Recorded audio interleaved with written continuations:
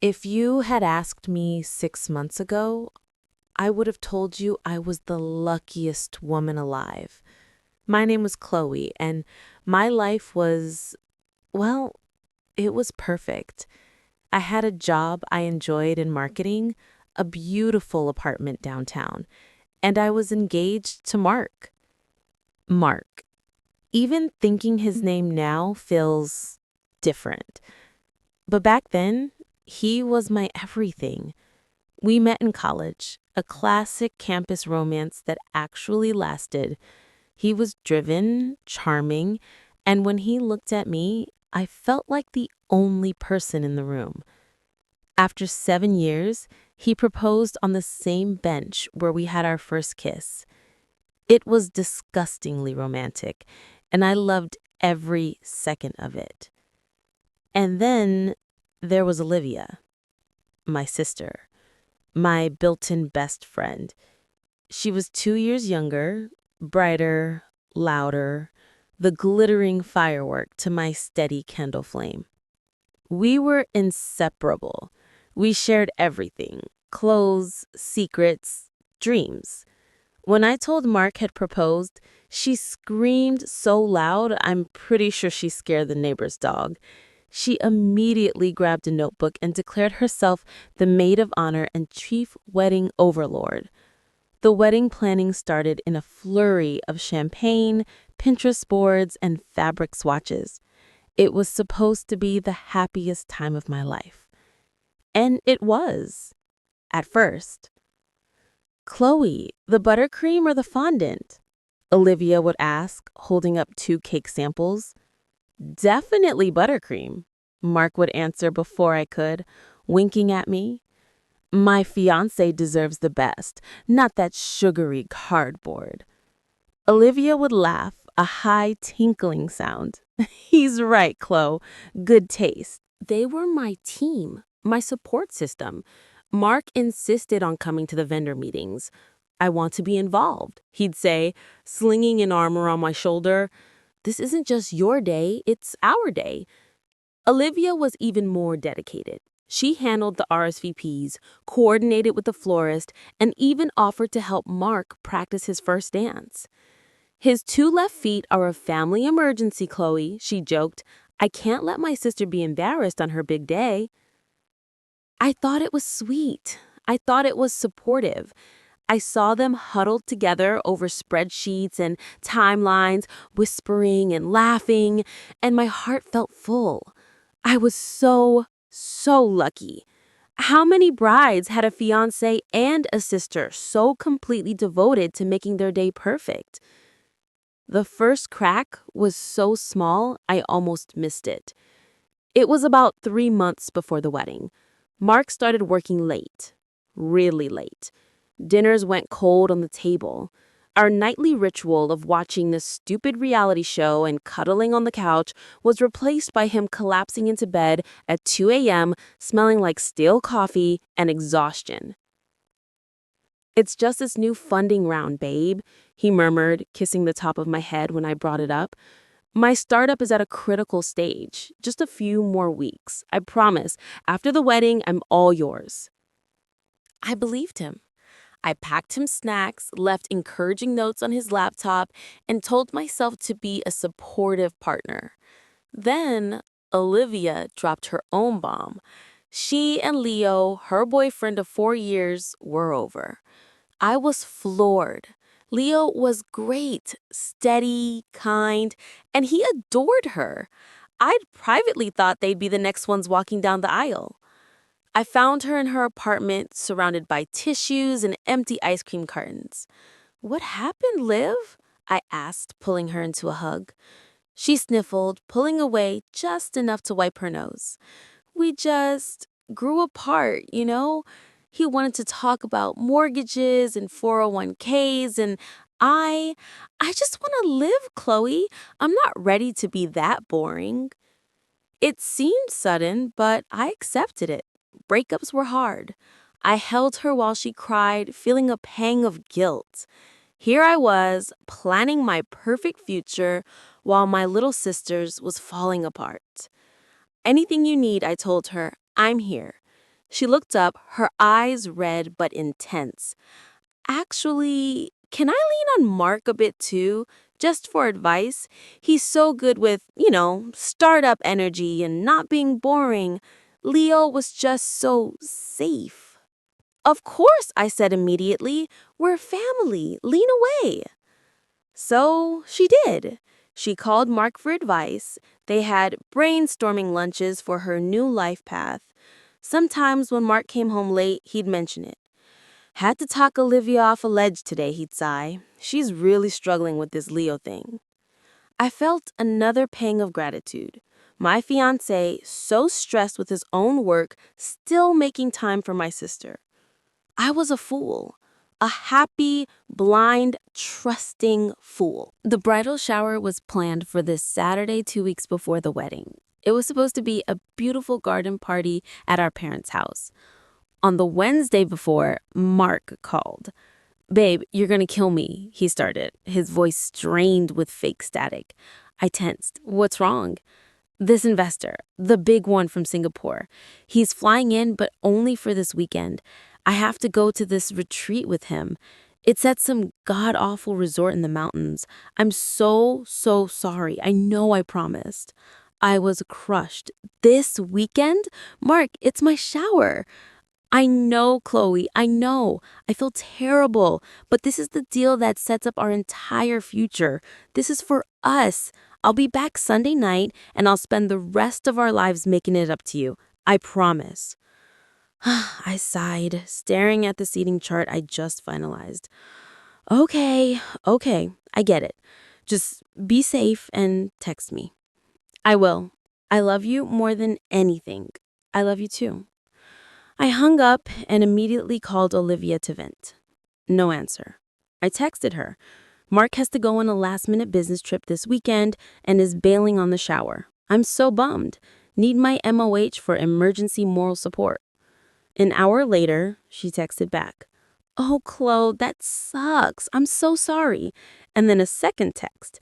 "Actually, this is so weird, but my friend just invited me on a last-minute spa weekend. I feel bad leaving you, but after this breakup, I really need to get away and clear my head. You understand, right? I'll be back Sunday too. We'll celebrate then."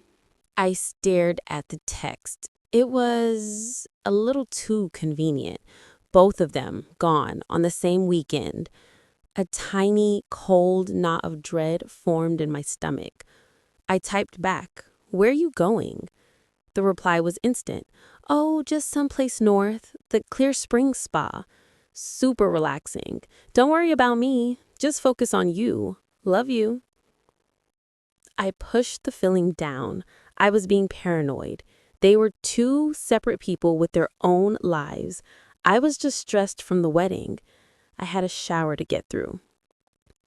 On Saturday morning, the day of the shower, I was arranging gift bags when my phone buzzed. It was a text from a mutual friend, Sarah, who wasn't in the wedding party. It was a picture. A blurry selfie taken at what looked like an outdoor bar. A rustic wooden lodge visible in the background. The caption read, "OM Wade to my cousin's cabin and stopped for lunch at this gorgeous place, the Pines at Eagle Creek. And hey, isn't that Mark and Olivia in the background? Sorry, blurry. So sweet of him to take her away to cheer her up after her breakup. You've got a great guy. See you at the wedding." I zoomed in. The image was grainy, but it was them. It was unmistakably them. They were at a table, sitting close, too close. Mark's arm was draped over the back of her chair, and on the table, between them, I could see two wine glasses, and one hand with Mark's signet ring was covering another, smaller hand. The Pines at Eagle Creek. Not a business retreat, not the Clear Springs Spa. My phone slipped from my hand and clattered onto the hardwood floor.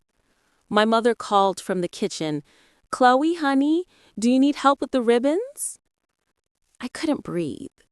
The room was spinning. I didn't say a word. I walked out of the living room, grabbed my keys and my purse, and got in my car.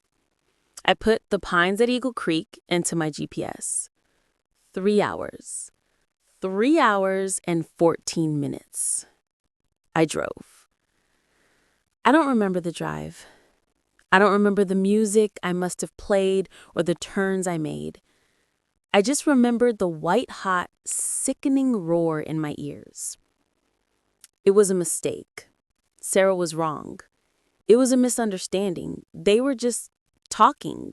It was a coincidence. He was at his retreat and she was at her spa, and they just met for lunch. I kept repeating the lies to myself until I pulled up to the grand rustic entrance of the resort. I parked and walked into the lodge. It was all exposed beams and massive stone fireplaces. I saw the bar from Sarah's photo, and I saw them. They weren't at the bar. They were in the corner of the lobby, on a plush sofa, in front of a fireplace. Olivia was curled into his side, her head on his shoulder, and he was kissing her. Not a friendly peck, not a supportive brother-in-law comforting his sad sister-in-law kiss. He was kissing her like he used to kiss me, deeply, hungrily. His hand was tangled in her hair. I must have made a sound, a gasp, a sob. Olivia's eyes flew open. They met mine. Her face, which had been soft with passion, turned to a mask of pure, white-hot terror. "Chloe!" she shrieked, scrambling off him. Mark whipped around. His face, I will never forget his face. It wasn't just guilt. It was annoyance. He looked annoyed that I was there. "Chloe," he said, standing up and trying to straighten his shirt. What are you doing here? What am I doing here? My voice came out as a strange, high-pitched squeak. "What are you doing? It's my bridal shower. You're on a business trip. She's at a spa?" The lies sounded so pathetic, so stupid, hanging in the air of that opulent lobby.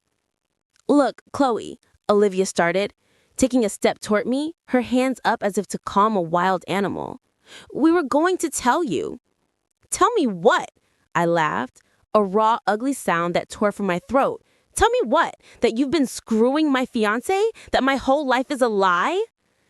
"It's not like that," Mark said, finally finding his voice. He had the audacity to try and look reasonable. Her face, which had been soft with passion, turned to a mask of pure, white-hot terror.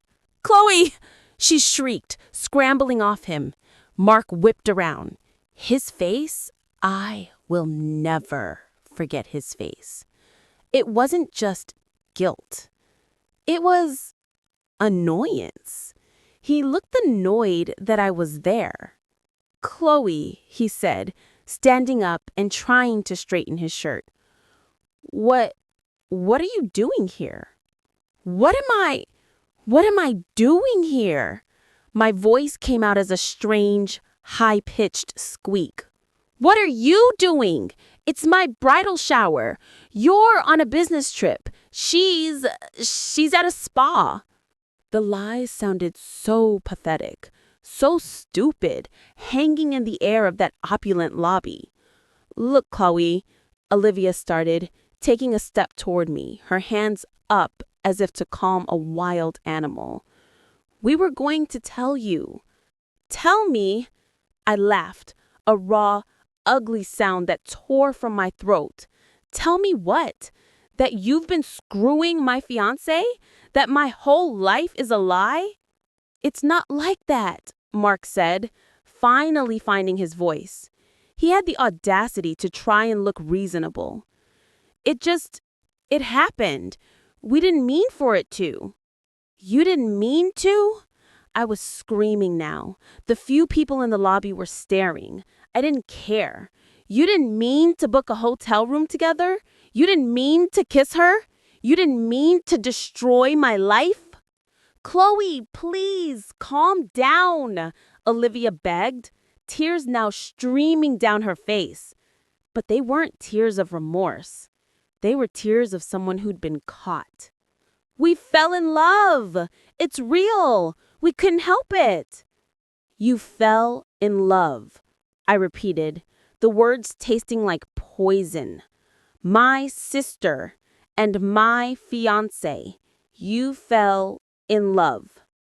I looked at Mark, the man I had loved for 7 years, the man I was supposed to marry in 2 weeks. The wedding, I said, my voice suddenly terrifyingly calm, is off. Chloe, wait, Mark said, reaching for me. I recoiled as if he were on fire. Don't you ever touch me again. I turned and walked out. I got in my car. I drove the 3 hours home in complete, agonizing silence. When I got back to my parents' house, the party was in full swing. My mother saw my face, and the music stopped. I collapsed into her arms and told her everything. The perfection was gone. My life was in ruins. The next 2 weeks were a blur of humiliating phone calls. Hello, Enchanted Blooms. This is Chloe. Yes, the one with the blush peonies. I'm calling to cancel the wedding.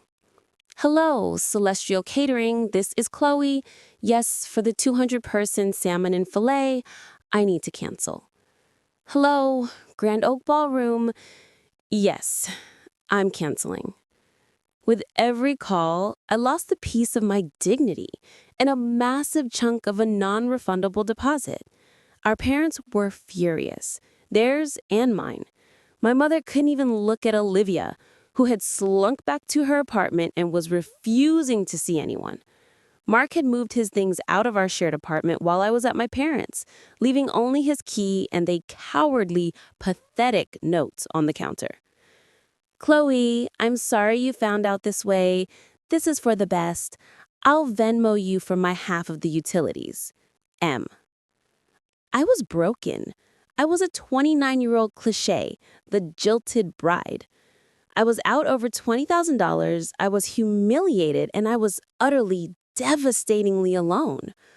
About a month after the discovery, I was sitting on my couch, which still felt too empty, staring at my now useless wedding dress hanging in a bag on my closet door, when my phone buzzed with a message from an unknown number. Hi, Chloe. This is Leo, Olivia's ex. I know this is random, but I heard about what happened. Olivia's breakup with me never made sense. I think we should talk. I have a feeling we were both played.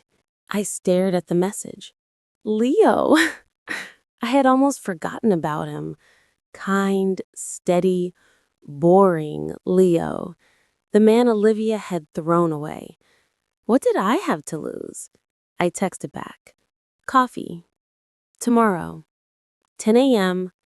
The grind. When I saw him, my heart ached for him. He looked tired. He'd lost weight, and there were dark circles under his eyes. He looked like I felt. Chloe, he said, giving me a sad, tight-lipped smile. Thanks for meeting me. Thanks for reaching out, I murmured. I'm sorry for everything. You're sorry? He let out a short, bitter laugh. You have nothing to be sorry for. I, on the other hand, feel like a complete idiot. We got our coffee and sat at a small table in the back. So, I said, stirring my latte, what didn't make sense? Everything, Leo said, leaning forward. She told me she felt stifled, that I was too safe, that she needed to find herself. It was all very dramatic and vague. But 2 days before she broke up with me, she asked me for money. My blood ran cold. Money? What for? $10,000, he said, his face grim. She said her car needed a major transmission repair, and she was too embarrassed to ask her parents. She swore she'd pay me back in a few months from her freelance work. I sent it to her like a fool. I loved her. I wanted to help. Leo, I whispered. She doesn't have a car. She's on our family's car insurance plan. She uses my old Honda. Leo's eyes closed. He put his head in his hands. I know. I found that out last week. I also found out she never had any freelance work. I told him everything.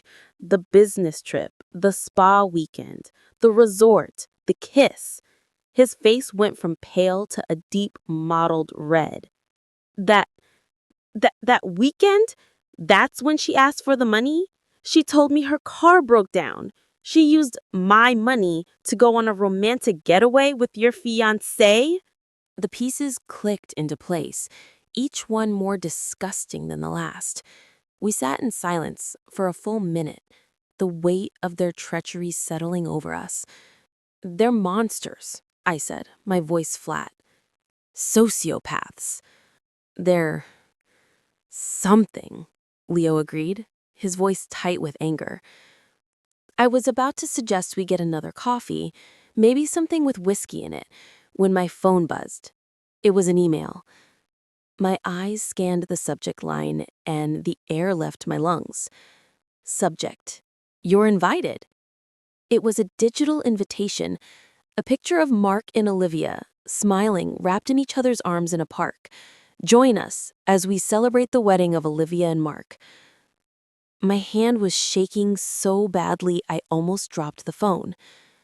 Chloe, what is it? You look like you've seen a ghost. I turned the phone to Leo. He read it, his jaw tightening. They set a date? He whispered. I scrolled down, my vision blurred. Leo, I said, my voice trembling. That's my date. My original date. The one I canceled. I scrolled further. That's my venue, I whispered, horrified. The Grand Oak Ballroom. And that's my florist. The Blush Peonies. They're using my wedding. It wasn't just a betrayal. It was an invasion, a theft. They hadn't just taken each other. They had stolen the entire future I had planned and were simply slotting themselves into it. They were getting a 200-person, $80,000 wedding for the price of a few $1,000s in rebooking fees, all on the back of my heartbreak and my lost the pies. A new feeling, cold and hard and sharp, began to push aside the grief. It was rage, pure, undiluted rage. I looked up at Leo. His face mirrored my own. The sadness was gone, replaced by a cold, quiet fury. They're not just going to have my wedding, Leo, I said, my voice low. He met my gaze. No, they're not. They think they've won, I said. They think we'll just roll over and cry while they dance at our expense. They're counting on us being too heartbroken to do anything, Leo said, a muscle in his jaw ticking. They're wrong, I said. A slow, dangerous smile spread across Leo's face. Yes, they are. He raised his coffee cup. So, what's the plan, partner? I clinked my cup against his. They want a wedding so badly, we'll give them one they will never, ever forget. The revenge pact was sealed. For the next 6 weeks, I lived a double life. By day, I was the grieving, humiliated, jilted bride, taking time off work and healing. By night, Leo and I were a 2-person special ops team. Our mission? To uncover every single lie, every debt, and every dark secret Mark and Olivia thought they had buried. We have to be surgical, I said, during our first war room meeting at my apartment. We had a giant whiteboard. No rumors, no petty insults, just cold, hard, undeniable proof. Agreed, Leo said, tapping a pen. They're liars. The best way to expose a liar is with the truth. So, where do we start? with what they love most, money, and themselves. Our first target was Mark. He told me his startup was on the verge of a huge funding round. That's why he was working late. That's why he needed that business trip. He's not listed as an officer on any registered business in this state, Leo said, already typing furiously on his laptop. Leo, it turned out, was a forensic accountant. It was as if fate had handed me the perfect weapon. His company is just a website, a landing page, and the office address he has listed is a P.O. box at a UPS store. So he's not a hotshot CEO. He's not even a CEO. He's a guy with a website. But he has been busy. He has 2 maxed out business loans from high-interest lenders. And, oh, this is interesting. He's listed as a co-signer on a joint investment account. He turned the laptop. My name was on the account. I don't remember signing that, I said, my heart pounding. It was open 3 months ago, Leo said, his voice gentle. He used it to invest in a high-risk, high-reward crypto scheme. The account is empty. In fact, it's negative. He lost $50,000. My signature? I looked closer. It was my signature, but it wasn't. It was a near-perfect forgery. He didn't just lie to me, Leo. He used me. He was going to tie me to his debt. He must have been planning to pay it all off with the wedding gift for my parents. My parents' gift was supposed to be a check for $100,000 as a house down payment. He wasn't just cheating on you, Chloe, Leo said grimly. He was planning to rob you. That night, I printed the forged signature. Ammunition, Exhibit A. Next was Olivia. The $10,000, I said, pacing. We know she used it for the resort, but what else? She paid me back, Leo said. I stopped. She what? 2 weeks ago, a bank transfer for the full $10,000. No note, no apology, just the money. Where does she get $10,000? I asked. She's a part-time yoga instructor. Leo was already digging. It came from a joint account.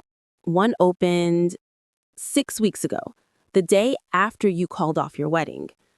A joint account with Mark? Bingo. It was my money. Or rather, it was the money I'd lost. My deposits, the florist, the caterer. I had act of God insurance on the venue, so I got that back. It was $15,000. Mark knew I was getting that check. He must have convinced me to put it in a joint savings account for our future. And the second I was gone, he used your refund from the canceled wedding to pay back the money Olivia stole from me, Leo finished. My stomach turned. They weren't just liars, they were vultures, picking at the corpse of the life I'd built. Leo tracked the rest of the money. $3,000 deposit on a new wedding dress at Belle's Bridal. $2,000 rebooking fee for the band. They didn't even pick a new band. That's my money, I said, my voice shaking with rage. She's going to walk down the aisle in a dress bought with my money. Ammunition, Exhibit B. The next piece of the puzzle fell into my lap. I was sorting through old files on our shared family cloud account, looking for tax documents, when I found a folder I didn't recognize. It was labeled O/archive. My heart stopped. Olivia. It was full of screenshots, texts, dozens of them. It was her texting her old college roommate. I opened the first one. It was dated 4 months ago, before she broke up with Leo. Olivia. I think I'm going to do it. I'm going to break up with Leo. Friend. What? Why? He's so sweet. Olivia. Sweet is boring. I want passion. I want more. And I think I can get it. Friend. Get what? Olivia. Mark. Wink, wink face. My breath hitched. This wasn't something that just happened. This was calculated. This was a plan. I scrolled. Olivia. It's working. He's falling for it. He thinks I'm this breath of fresh air compared to my sister. He says Chloe is too much like a business partner now. LOL. Friend. Liv, that's her fiancé. That's evil. Olivia. It's not evil. It's upgrading. Chloe has had everything handed to her her entire life. Perfect grades, perfect job, perfect everything. It's my turn. She won't even see it coming. She trusts me too much. It's almost sad. I felt the blood drain from my face. My entire relationship with my sister, my confidant, my best friend, it was all a lie. A competition I never even knew I was in. I saved every single screenshot. Ammunition, Exhibit C. We had enough. We had the financial fraud, the theft, the premeditated emotional destruction. We could have stopped there, but Leo wanted one more thing. They're painting us as the villains, he said, scrolling through Instagram. Look, she posted this. It was a photo of her and Mark captioned, "So blessed to have found my true soulmate. Sad that others couldn't be happy for us, but we are choosing love and light." Love and light, I spat. She sounds like a cult leader. They're telling everyone you were the cold, career-obsessed one and that I was a controlling, boring one. They're the victims. They're the star-crossed lovers. We need his own words. The plan was simple and devious. Leo knew Mark's new office, a WeWork he'd rented to look legitimate. He also knew Mark was drowning. The investors weren't biting. The $100,000 from my parents was gone. He was stuck with Olivia, a wedding he couldn't afford, and a mountain of debt. He was a cornered rat.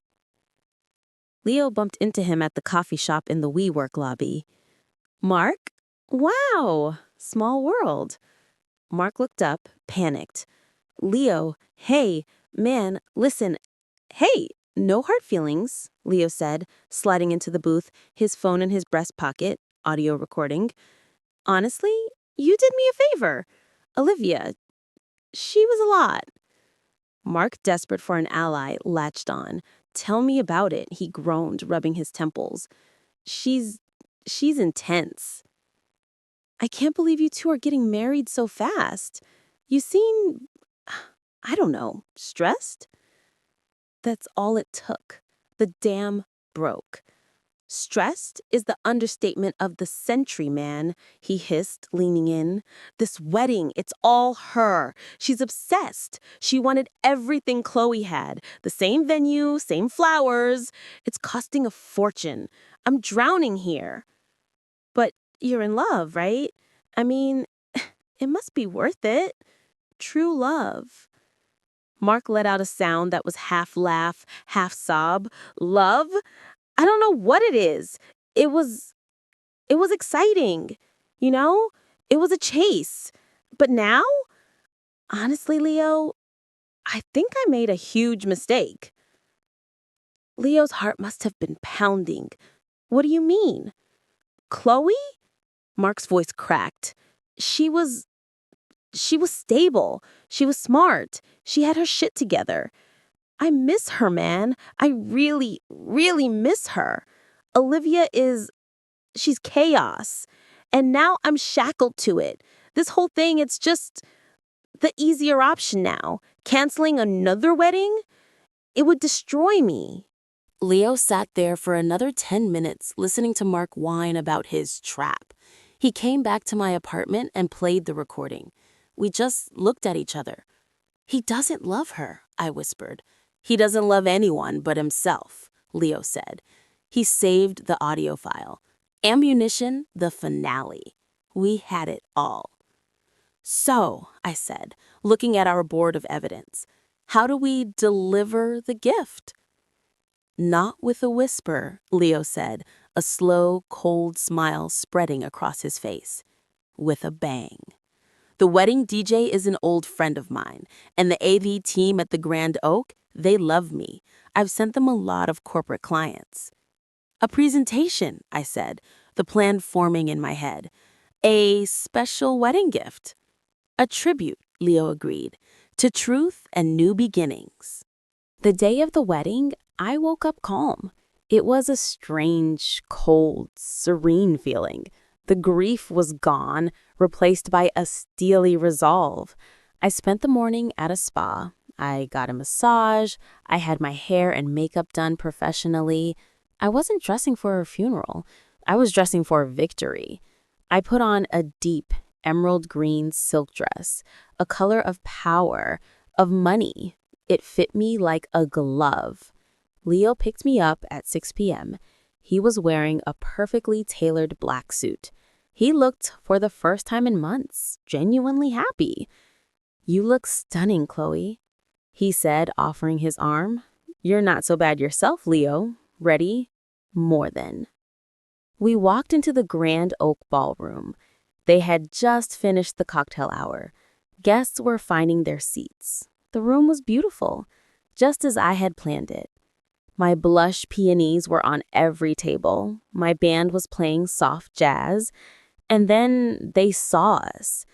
Mark and Olivia were standing by the head table. Olivia was in her dress, the one my money bought.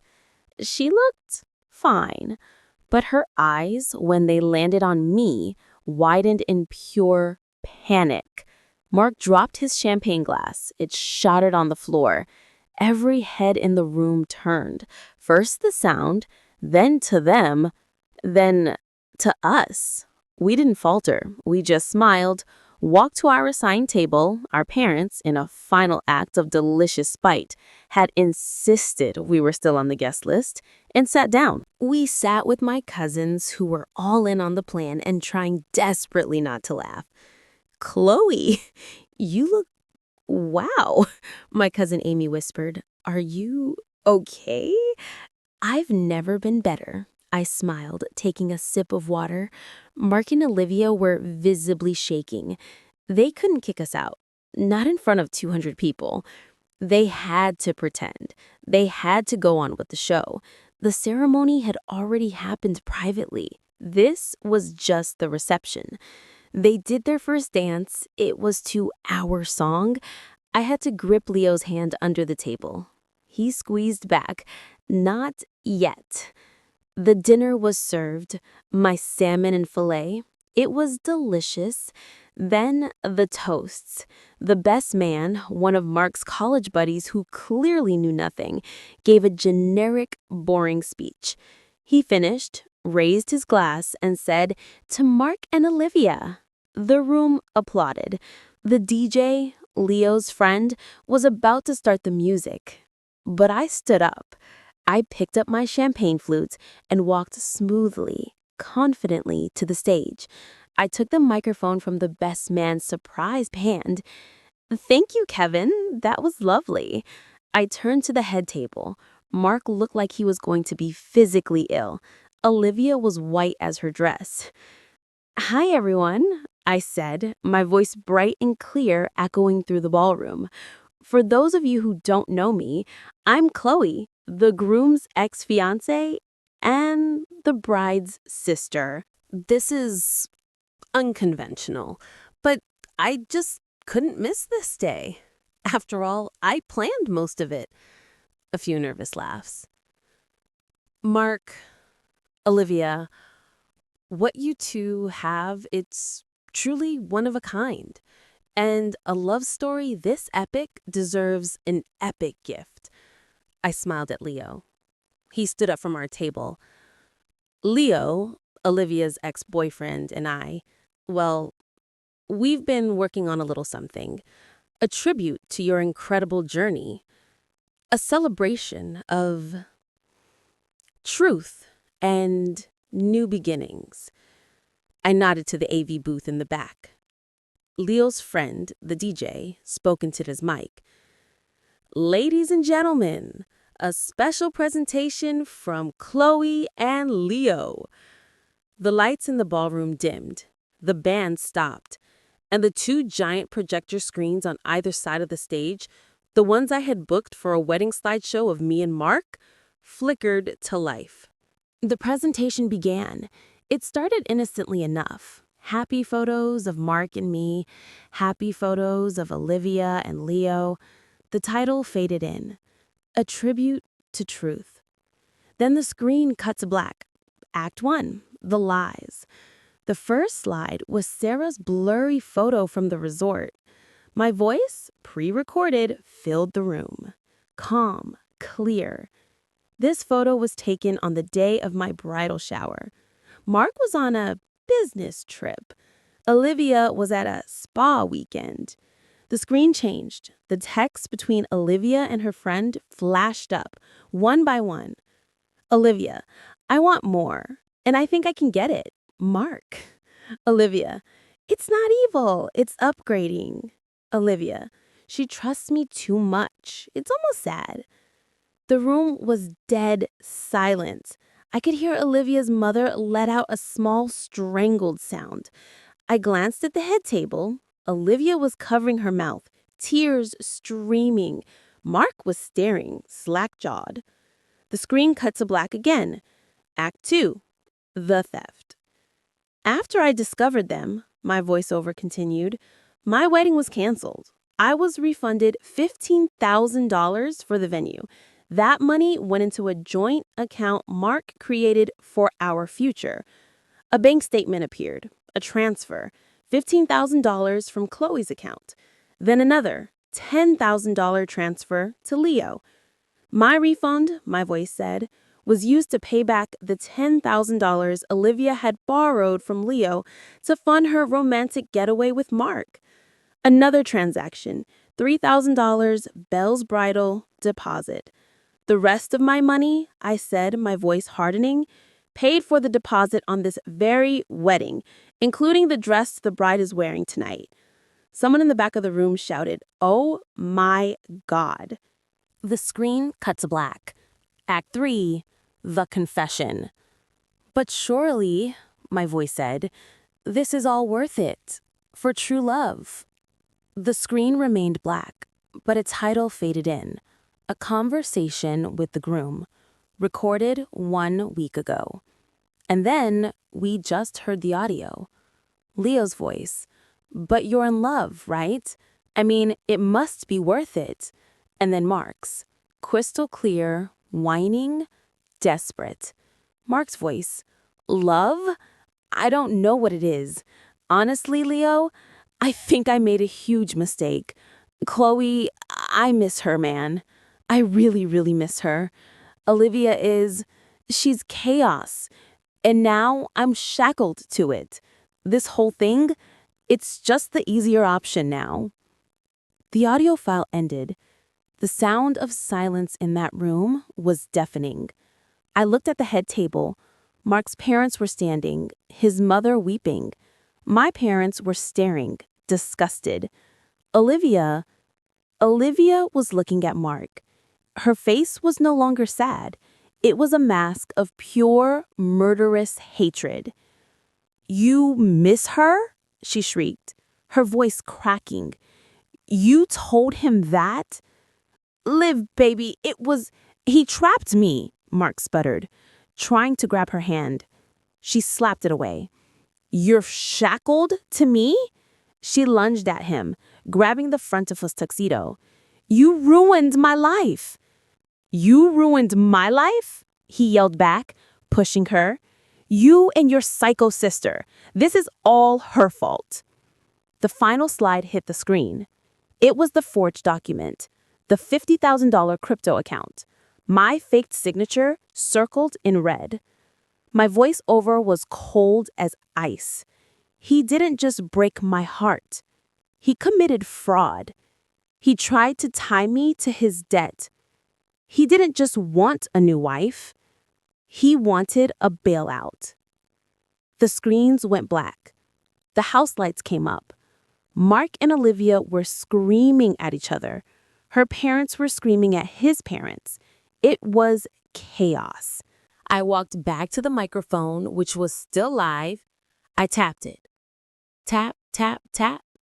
The screaming quieted just for a second. Everyone looked at me. I smiled, a real, genuine smile. "Congratulations to the happy couple," I said, my voice booming. "You truly, truly deserve each other." I looked at Leo. He was holding my green coat. I dropped the microphone. The thud echoed through the ballroom. And as the screaming erupted again, Leo and I, heads held high, walked out the front door and into the cool, clean night air. We didn't stick around to see the fallout. We went to a speakeasy down the street and ordered the most expensive champagne on the menu. We found out later through my cousins that the wedding ended with Olivia throwing the cake at Mark and Mark's father threatening to sue my father. Cops were almost called. It was, by all accounts, a spectacular disaster. The aftermath was swift. Mark and Olivia, now pariahs in their own families and social circles, were left with the full bill for a wedding they didn't even finish. The vendors wanted their money. Mark, already deep in debt, was now facing a criminal investigation for the fraud he committed against me. My lawyers were ruthless. Olivia was fired from her yoga studio. The owner was my mom's best friend. They were stuck with each other, stuck with the debt, and stuck with the public humiliation. Last I heard, they're still together, living in a tiny rented studio apartment, drowning in debt and mutual hatred, shackled, just as he said. And me? Well, Leo and I bonded over those 6 weeks. We learned more about each other than most people do in years. We saw each other at our worst, and we teamed up to be at our best. The revenge was sweet, but the friendship I found was sweeter. The story ends, really, about a year later. I'm in my new apartment. It's all mine. I'm reading a book when my phone rings. It's Leo.